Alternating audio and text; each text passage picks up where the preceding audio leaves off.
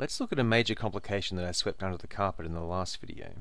If we look at the definition of the Lagrangian here, we've got the momentum coordinate for the Hamiltonian, the position coordinate as it should be, and we've got the momentum and velocity as it should be to define the Lagrangian, except that these momenta are not related in the normal way to these velocities. These velocities were to do with the slopes of our paths, as you'd expect. It's the actual derivative of the coordinates xj in time, but these p's had nothing to do with the normal momentum. These were completely free variables, and we're in fact integrating over them from minus infinity to infinity, which is why our paths in phase space didn't have to bear any resemblance whatsoever to normal paths.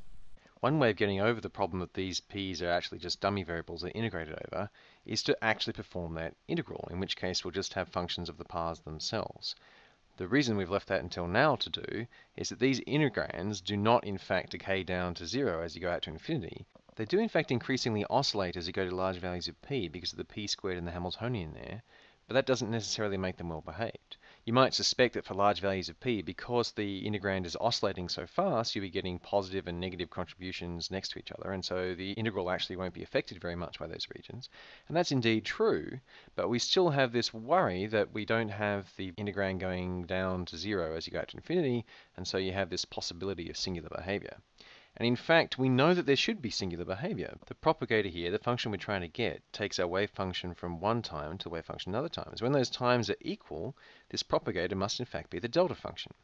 And delta function is a completely singular function, and so it's no surprise in fact that this is going to behave rather intensely in some limits.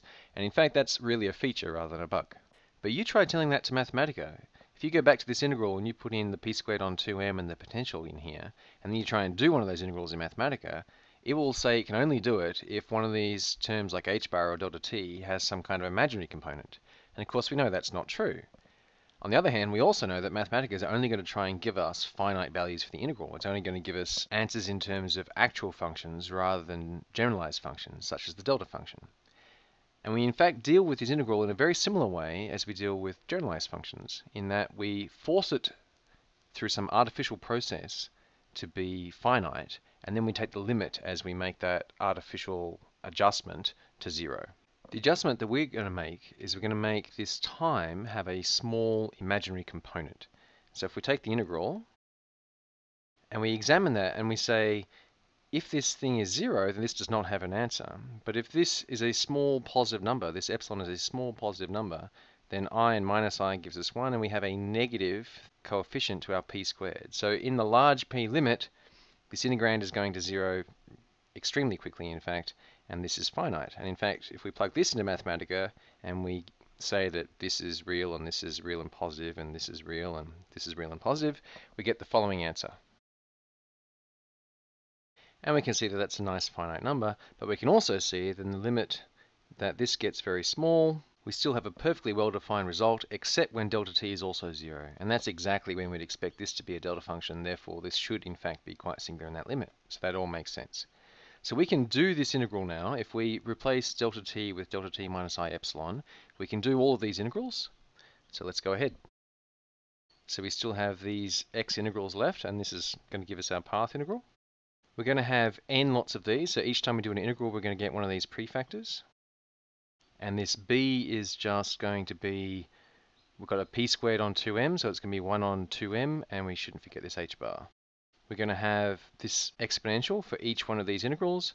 If we have a product of a large number of exponentials, that's the same as the exponential of the sum of those terms.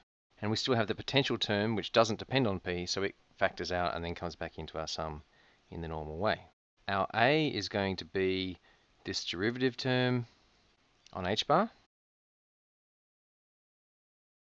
And as we can see, this bit here, when we go to the limit of delta t going very small, we can see that this bit here is going to look a lot like the derivative again.